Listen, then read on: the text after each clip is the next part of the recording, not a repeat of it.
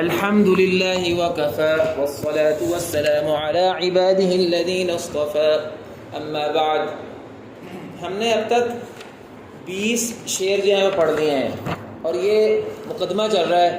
حمد و ثنا کے کچھ شعر آئے تھے اور اس کے بعد قاری قرآن کی کچھ فضیلت سے متعلقہ باتیں آئیں اور اس کے بعد پھر اس منظومے کا یعنی الدرر اللوامع کا تعارف جو ہے شروع ہے. اس ضمن میں انہوں نے بتایا کہ یہ امام نافع کی قرأت میں منظومہ لکھا گیا ہے. کتاب کا نام ہے الدرر اللوامع فی اصل مقرأ الامام نافع. میں نے آپ کو بتایا تھا کہ مقرأ جو ہے یہ مصدر میمی ہے. عبارت اصل میں ہے الدرر اللوامع فی اصل قراءت الامام نافع. فی اصل قراءت الامام نافع یعنی یہ امام نافع کی قراءت میں مرکزی ترین کتاب یہ ہے جو میں لکھ رہا ہوں. اپنی طرف سے یہ کتاب اس ذہن سے لکھی تھی کہ اللہ اس کو مرکزی بنا دے اور الحمدللہ اللہ تعالیٰ نے ان کی اخلاص نیت کی وجہ سے اس کتاب کو مرکزی بنا دیا. اس لیے فی اصلی مقرأ ای قراءت الامام نافع. شعر نمبر 13 میں اسی بات کو بیان کر کے کہتے ہیں من نظم مقرأ الامام الخاشع ابی رؤیم المدنی نافع. یعنی یہ قراءت امام خشوع خضوع والے امام جن کا نام ابو رؤیم نافع المدنی ہے یہ ان کی قراءت کا منظومہ ہے. من نظم مقرأ الامام یہ امام نافع کی قراءت کا منظومہ ہے. تو یہاں بھی مقرأ جو ہے یہ مصدر میمی ہے. عبارت ہوگی من نظم قراءت الامام الخاشع ابی رؤیم المدنی نافع. اچھا اگلا شعر جو ہے شعر نمبر 14 اس نے تھوڑا سا اس کے اندر ہم الجھ رہے تھے ذرا دوبارہ اس کو دیکھ لیں. اذ کان مقرأ امام الحرمی. اصل میں ہم عبارت کے اعتبار سے ترجمہ اس لیے کرتے ہیں کہ اب آپ ماشاء اللہ علماء بھی ہیں. کسی اور کو بندہ ترجمہ کر دے وہ غور نہیں کرتا. آپ کو تو ایک لفظ جو ہے وہ سمجھنا چاہیے. آپ نے ناف صرف بھی پڑھی ہے. کانا جو ہے یہ اسم ہے نا افعال ناقصہ میں سے ہے. اس کا اسم بھی ہونا چاہیے اس کی خبر بھی ہونی چاہیے. جب آپ کو اسم خبر پتہ چلے گا پھر ترجمہ آپ اس کے مطابق کریں گے تو وہ ترجمہ صحیح لفظوں کے مطابق بنے گا نا. تو کانا کا جو اسم ہے وہ کیا ہے؟ قراءت نہیں ہے وہ خبر ہے. مقرأ آگے یہ مقرأ مصدر میمی ہی ہے. مقرأ مصدر میمی ہے. یہ عبارت ہے اذ کانا قراءت امام الحرمی یہ خبر ہے. تو اسم کیا ہے؟ یہ نظم پیچھے ہے نا اوپر نظم وہ اس کا اسم ہے. تو عبارت ہوگی اذ کانا ھذا النظم فی قراءت امام الحرم السبتی. یہ عبارت بنے گی. لکھ لیں آپ عبارت کے پاس اذ کانا ھذا النظم. یہ من نظم بھی شاید ہے نا وہ اس کا اسم ہے کیونکہ یہ جو نظم ہے یعنی یہ جو الدرر اللوامع ہے یہ جو نظم ہے یہ امام حرم امام نافع کی قراءت میں ہے. اذ کان ھذا النظم فی قراءت امام الحرمی. مقرأ ویسے خبر ہے لیکن محل ظرف میں ہے تو اس لیے فی محذوف نکال لیں. اذ کان ھذا النظم فی قراءت امام الحرمی. اور امام نافع خانہ کعبہ کے امام تھے نا میں نے آپ کو بتایا اشارہ انہی کی طرف ہے کیونکہ یہ نظم یہ خانہ کعبہ کے امام کی قراءت کے سلسلے میں نظم لکھی گئی ہے. وہ خانہ کعبہ کا امام السبتی جو کہ ثبت اور ثقہ اور ثابت ہے محدثین کے ہاں. مصدر جو ہے نا یہ جب کسی چیز کے اندر مصدر سے صفت لائی جائے نا تو یہ اس میں مبالغہ کا مفہوم دیتی ہے. وہ امام جو ثابت شدہ بڑا زبردست ثابت امام ہے. فی ما قد روى المقدم یہ میں نے آپ کو اس دن بھی بتایا تھا یہ اصل میں فاعل ہے روا کا المقدم. اصل میں وہ وزن شعری کی وجہ سے نا امام الحرمی کہ وزن شعری کی وجہ سے المقدمی کر دیا. یہ شعروں میں اس کی گنجائش ہوتی ہے.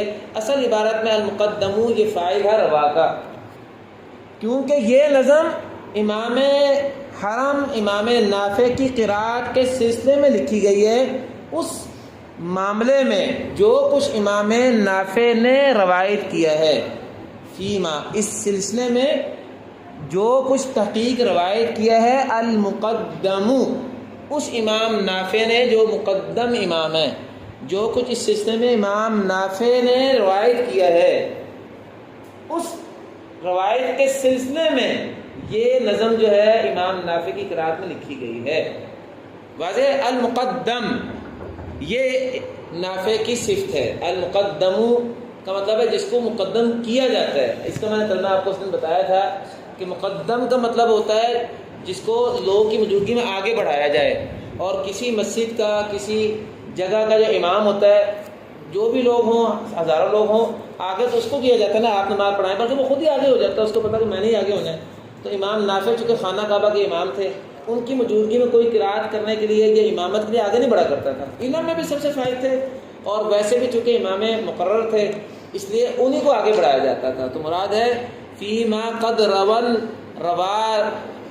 امام الحرمی المقدم، امام الحرمی المقدم، اس سلسلے میں جو کہ امام حرم امام نافع نے روایت کیا ہے وہ امام نافع المقدم جو کہ آگے بڑھائے جانے والے اماموں میں سے ہیں. اس اعتبار سے مقدم کہا جا سکتا ہے ان کو کہ امام خانہ کعبہ تھے. اس معنی میں بھی مقدم کہا جا سکتا ہے کہ قرہ عشرہ کی قرات میں سب سے پہلے قرات امام نافع کی ائمہ نے اختیار کی، وہ ساروں میں مقدم ہے. یہ بھی ہو سکتا ہے. چلو یہ اب سارے اشعار آپ کے لیے واضح تھے. آج ہم شعر نمبر 21 سے شعر نمبر 30 تک پڑھیں گے. 30 تک بھی نہیں بلکہ شعر نمبر 32 تک پڑھیں گے.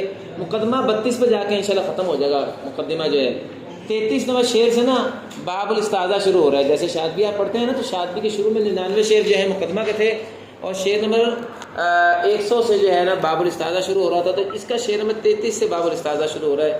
تو آج ہم شعر نمبر 32 تک پڑھیں گے. ہاں جی، تھوڑی سی غلطی ہو گئی ہے. امام الحرم سے مراد یہ امام خانہ کعبہ نہیں ہے، امام حرم مدینہ ہے. یعنی پچھلے سبق میں آپ کو یہی بتایا تھا، سبقت اللسان سے میں نے آپ کو امام کعبہ کہہ دیا، امام مسجد نبی تھے امام نافع. چلیں آئیے جی شعر نمبر 21. اس کو شعر نمبر 19 سے جوڑ دیں. سمیتہ بالدرر اللوامع، میں نے اس کا نام چمکنے والے موتی رکھا ہے. فی اصل مقرأ الامام نافع، اس کا نام انہوں نے بیان کیا نا، اس کا نام کیا؟ الدرر اللوامع فی اصل مقرأ الامام نافع. تو میں نے اس کا نام رکھا ہے الدرر اللوامع فی اصل مقرأ الامام نافع.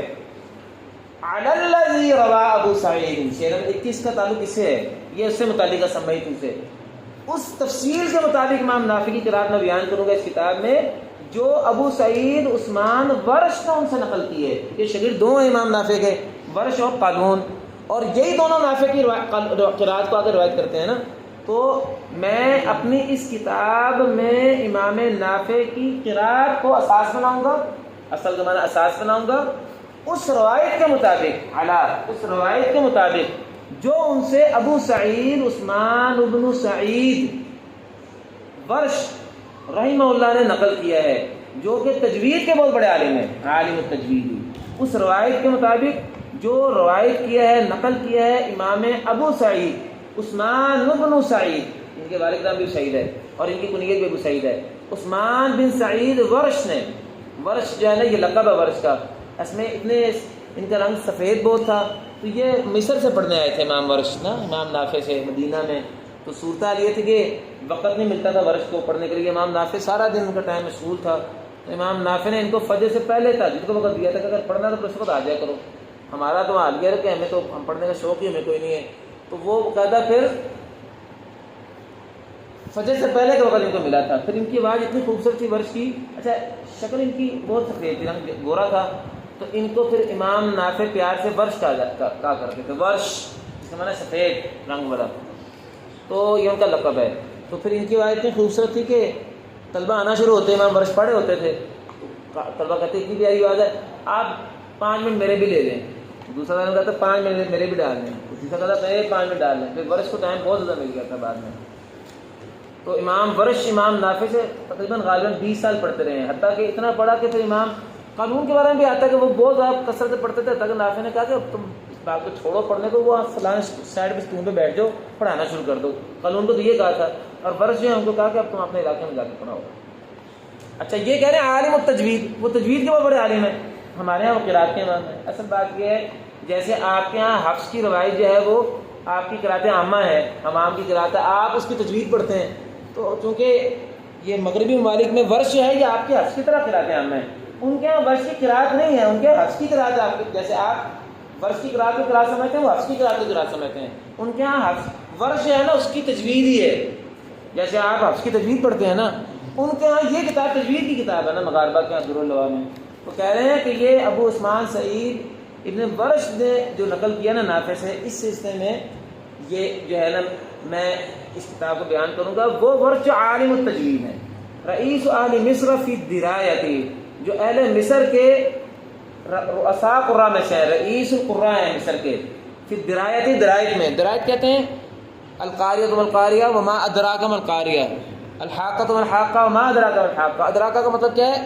درک کہتے ہیں علم سے اگلا مرحلہ ہوتا ہے، جب کوئی بندہ کسی چیز کے علم اور معرفت میں انتہائی درجے پہ پہنچ جائے تو کہا جاتا ہے کان حصل له درایہ فی العلم۔ ہمارے ہاں ہدایت النحو کی شرح ہے درایت النحو، یعنی وہ یہ ہے کہ نحو کی زیادہ گہرائی میں جا کر انہیں شرح کی ہے۔ تو کہتے ہیں کہ وہ اہل مصر کے رئیس القراء ہیں علم تجوید یا علم قراءت کی درایت میں، یعنی اس میں ان کو درایت کا اعلیٰ ترین مرتبہ حاصل ہے، یعنی معرفت کا اعلیٰ ترین درجے پہ وہ فائز تھے، سب سے بڑے قاری جب تھے تو پھر درایت میں بھی سب سے آگے ہوں گے نا پھر۔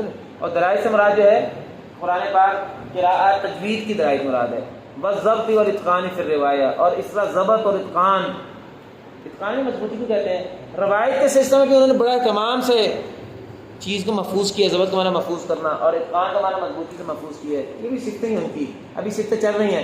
والعالم، اور بڑے عالم تھے، الصدر، صدر کہتے ہیں سینے کو، یہ سارے اوصاف ہے بیٹا۔ عالم تجوید پہلی صفت ہے، ہاں جی عالم تجوید پہلی صفت ہے، نکالیں اگر نمبر لگانے ہیں۔ رئیس اہل مصر فی الدرایہ دوسری صفت ہے، اور یہ فی الدرایتی وفی الضبط وفی الاتقان فی الروایہ، یہ وہی دوسری صفت چل رہی ہے۔ تیسری صفت ہے والعالم، چوتھی صفت ہے الصدر، پانچویں صفت ہے المعلم، چھٹی صفت ہے العالم، امین وزن شریک میں ہے، ساکن ہوئی ہے، ٹھیک ہے نا۔ ویسے غلطی سے مجھے کہا گیا یہ صفت ورث کی بات وہاں ختم ہوگی بیٹا، ورث کی بات وہاں ختم ہوگی، شعر نمبر 22 میں دو صفتیں آئی ہیں۔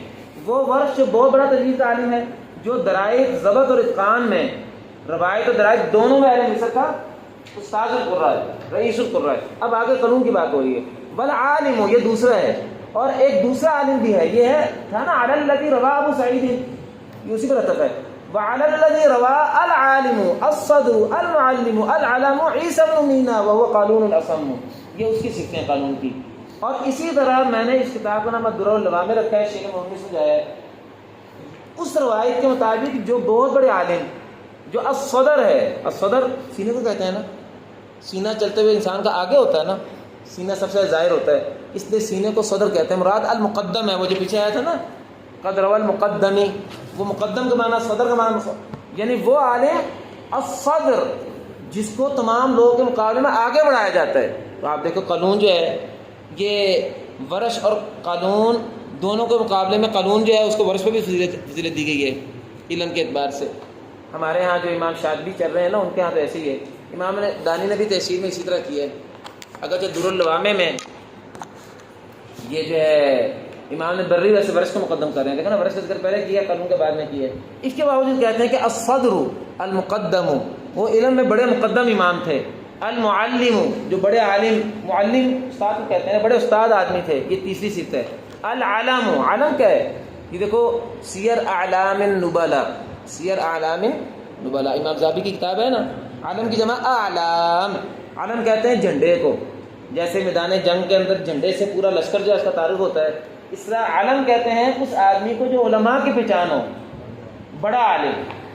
سیر اعلام النبلاء کسی سے ہے؟ نبیل، بڑے علماء، بڑی شخصیات، ان کی سیرت پہ کتاب ہے امام ذہبی کی، سیر، سیرت کی جمع، اعلام علم کی جمع، النبلاء نبیل کی جمع۔ والعالم الصدر المعلم العلم، اور وہ دوسرا عالم جو مقدم کیا جاتا تھا اپنے علم کے اعتبار سے اپنے زمانے بھر کے علماء میں، المعلم جو بڑا زبردست استاد بھی تھا، جو اس فن کا بڑا امام تھا، العالم کا ترجمہ کرنا، جو اس فن کا بڑا امام تھا، چار صفتیں لائے ہیں۔ وہ کون ہے جی عالم؟ یہ مبتدا ہے، یہ اس کی خبریں آگے آ رہی ہیں۔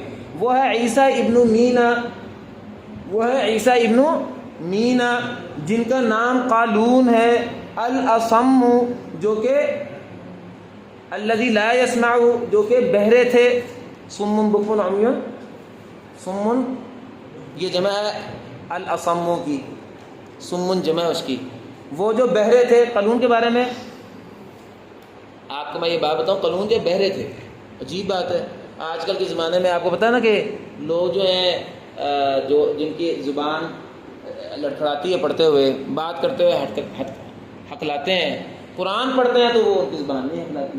آپ نے ایسے لوگ دیکھے ہوں گے کہ قرآن پڑھتے ہیں تو پھر زبان، بڑے بڑے قاری اچھے ہیں، وہ قاری سلمان محمود بٹے مالوی ہمارے ادارے کی فارغ ہے، وہ آج کرتے رہے دبئی میں، انہوں نے دبئی کا مقابلہ بھی جیتا ہے 2 سال پہلے.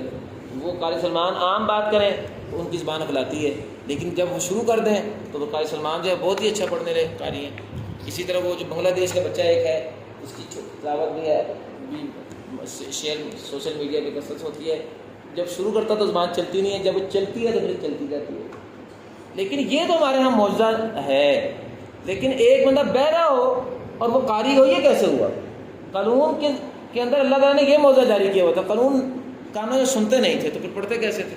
امام نافع پڑھاتے تو ان کے ہونٹوں کی حرکت سے، ہونٹوں کے بڑے اونچ نیچ سے حرکت سے اندازہ کر لیتے تھے کیا پڑھا رہے ہیں.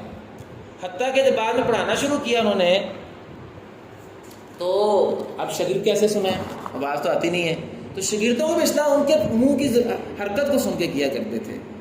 حتیٰ کہ بعض لوگوں نے یہاں تک لکھا، ذہبی نے بھی لکھا اس بات کو، یہ امام ذہبی کی کتاب ہے معرفت القراء الکبار اور امام نے جزری کی کتاب ہے غایۃ النہایہ قراء کے تراجم میں، دونوں نے لکھا اس بارے میں، قانون کے بارے میں. اس کا لقب ہے الاصم، اور وہ اس لیے کہ وہ بہرے تھے. ذہبی نے تو یہ بھی لکھا ہے کہ قرآن پاک کی جب تلاوت ہوتی تھی نا وہ ان کو سنائی دیتی تھی، عام آواز نہیں سنائی دیتی تھی. جیسے آپ کہہ رہے ہیں نا کہ عام مطلب بات کرے تو زبان ہکلاتی ہے، لیکن جب قرآن پڑھتے تو زبان ہکلاتی نہیں ہے. تو ذہبی نے یہ بھی لکھا ہے کہ جب قرآن پاک کی تلاوت آتی تھی وہ ان کے کانوں کو سنائی دیتی تھی، عام لوگ بات کرتے تھے وہ سنائی نہیں دیتا تھا.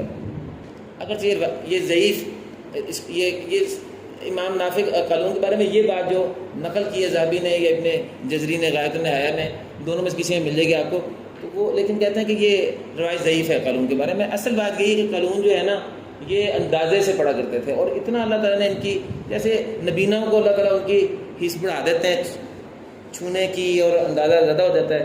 قانون کی جو ہے نا یہ حص جو اخذ کرنے کی تھی نا دیکھ کر وہ اتنی بڑی ہوئی تھی کہ سنائی نہیں دیتا تھا، لیکن امام نافع سے ہونٹوں کی حرکتیں دیکھ دیکھ کے وہ اپنا، اور پھر وہ پڑھتے تھے بڑا بڑا پڑھتے تھے قانون. اور ان کے شاگرد ہیں، شاگرد بھی بڑے بڑے پیدا ہوئے ہیں قانون کے آگے. یعنی قانون خود جب انہوں نے پڑھا امام نافع سے تب کیسے پڑھا، اور ان کے اتنے سارے شاگرد ہیں وہ کیسے انہوں نے تیار کیے، یہ اللہ کا معجزہ ہی ہے نا بھائی. تو یہ الاصم. اب آپ اپنے حالت کو غور کریں، آپ کو اللہ نے کان بھی دیے ہیں، زبان بھی دی ہے، آپ پڑھنے کی تیاری نہیں ہے بھائی. یہ بھی تو ہے جن کو اللہ منتخب کر لیتے ہیں وہ اندھے بہرے ہوتے ہیں، گونگے ہوتے ہیں، تب بھی قرآن پڑھے ہوتے ہیں. آپ نے دیکھا نا گونگے حفظ کر رہے ہوتے ہیں، آج کل تو سگ بھی آ گئے ہیں. گونگے حفظ کیسے کرتے ہیں دیکھا نا آپ نے، انگلیوں سے کیسے کر کے وہ سبق سناتے ہیں. سعودی عرب میں ایسے ادارے ہیں جو گونگوں کے ادارے ہیں، وہ حفظ بھی کرتے ہیں، گونگے زبان سے پڑھ نہیں جاتا لیکن انگلیوں کے اشارے سے قرآن پاک یاد کر کے سناتے ہیں. ان کے خاص طریقے ہیں، یہ اس طرح کریں گے تو یہ فا ہے، پورا انگلیاں سناتے ہیں. دیکھی نہیں کبھی آتی ویڈیو سوشل میڈیا پہ عام اب یہ ویڈیو چل رہی ہیں. پتہ نہیں کیوں آپ اتنے غافل ہیں، پھر فلمیں ڈرامے دیکھتے رہتے ہوں کہ اس طرح کی چیزیں آپ کو پتہ نہیں کیوں نہیں دکھائی دیتے ہیں. اچھا جی، اب ہماری تشریح ذرا زیادہ ہو رہی ہے، ہم ذرا جلدی کریں تو آسانی سے چلیں. ذرا دوبارہ شروع کر لیں، اب جلدی چلتے ہیں. اصل میں شعر جو ہے یہاں سے شروع کریں. سمیت بالدرر اللوام، میں نے اس کتاب کا نام درر اللوام رکھا ہے. فی اصل مقرأ امام نافع، شعر 19 جو امام نافع کی قرأت کی اساس ہے کتاب. میں نے اس کو نظم کیا ہے، اس کتاب کو محتسبا للہ، اللہ رب العزت سے اجر کی امید رکھتے ہوئے، غیر مفاخر ولا مباہی، میرا مقصد جو ہے فخر کرنا نہیں ہے اور نہ جو ہے مقابلہ کرنا ہے. مباحات کہتے ہیں مقابلہ کرنے کو.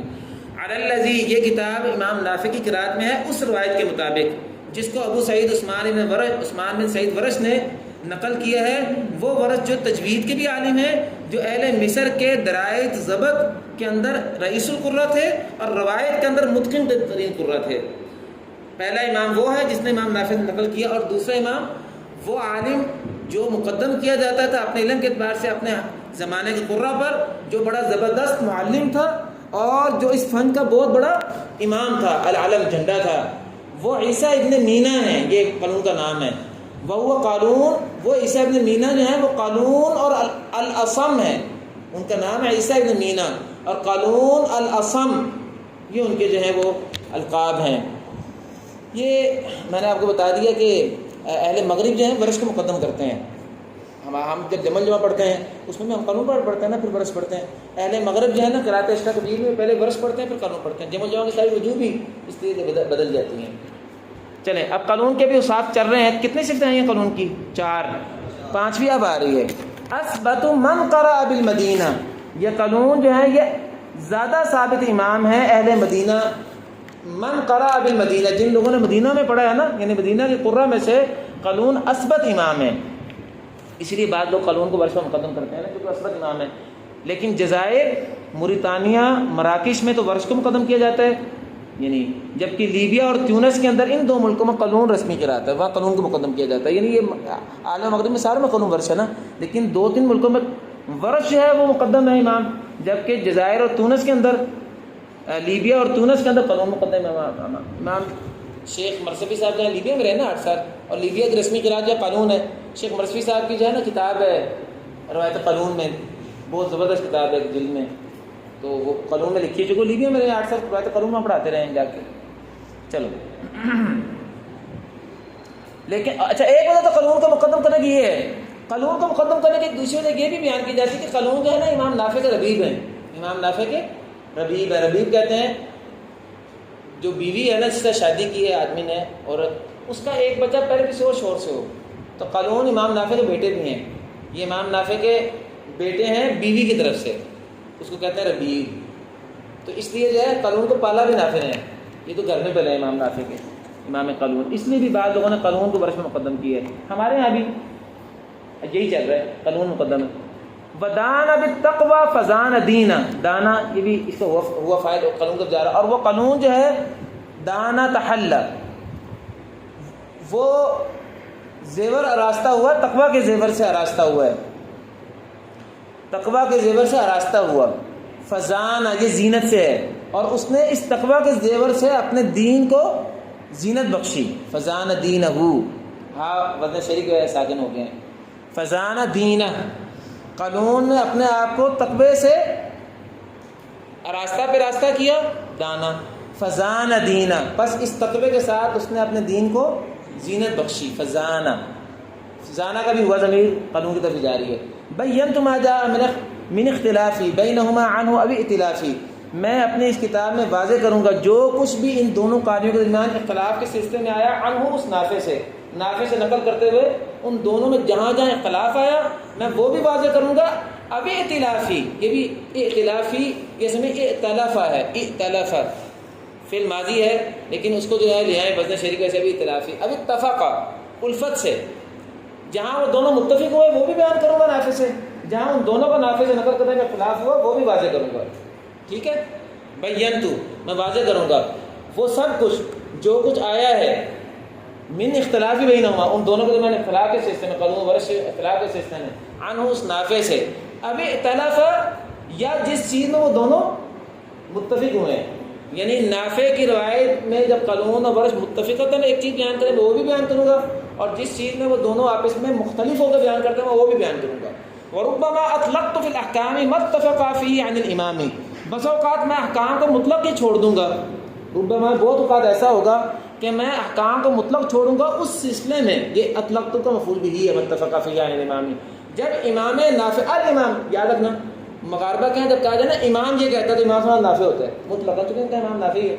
جب امام نافع سے وہ دونوں متفق ہوں گے نا تو کئی دفعہ میں بات کروں گا نہیں، ویسی بات ہی چھوڑ دوں گا، کیونکہ جب اختلاف ہی نہیں ہے تو جو بھی پڑھا جا رہا ہے وہ مطلق امام نافع کا ہے.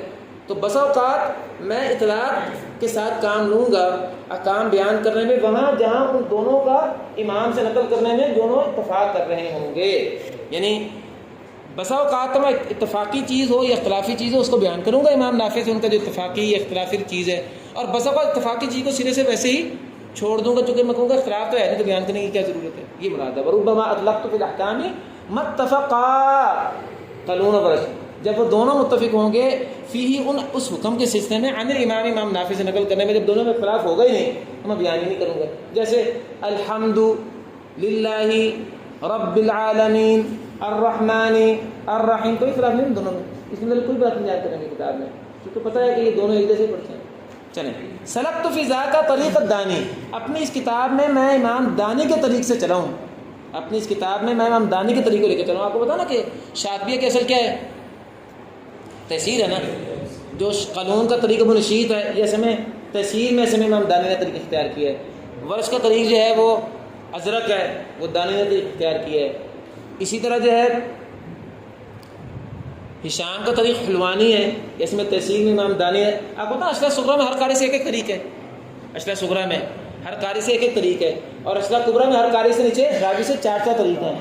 تو یہ کتاب میں نے جو لکھی ہے نا یہ امام دانی کے طریق سے لکھی ہے. امام دانی نے جو تحصیل میں یا کتاب التاریخ میں, کتاب التاریخ بھی ان کی ہے, اس میں جو انہوں نے قانون کا طریق دیا نا وہ ابو نشیط ہے, ابو نشیط ہے, اور ورش کا طریق ازرق ہے. تو میں چلا ہوں اپنی اس کتاب میں دانی کے طریق کے مطابق. اس کان ذا حفظ وذا اتقان, کیونکہ وہ دانی جو ہے وہ حفظ والا آدمی ہے, یعنی بڑا زبردست حفظ کا اس کا حافظہ ہے, اور اتقان میں وہ سب سے زیادہ نمایاں ہے.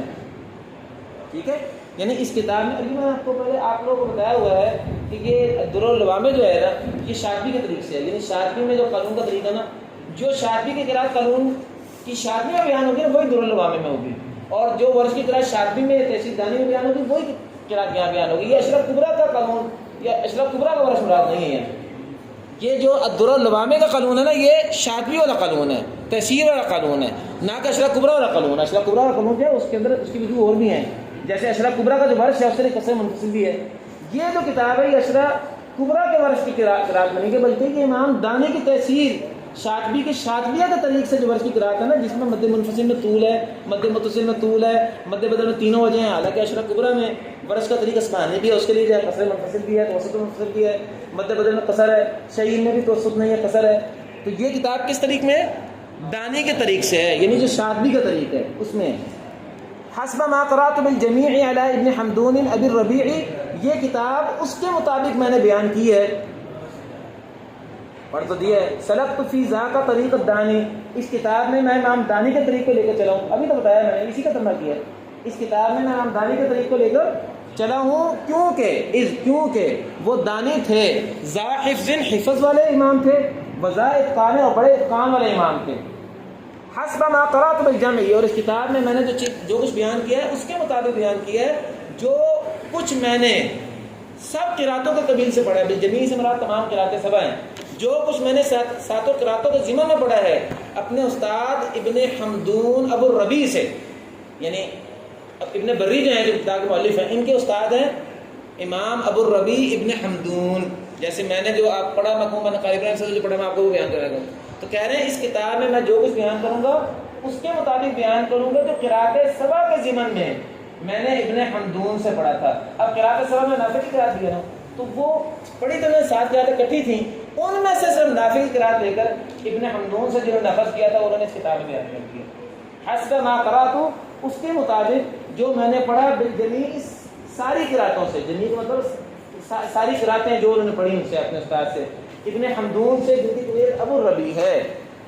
المقری, وہ ابن حمدون ان کی صفتیں چل رہی ہیں. ابن حمدون کا کنیت ابو الربیع ہے.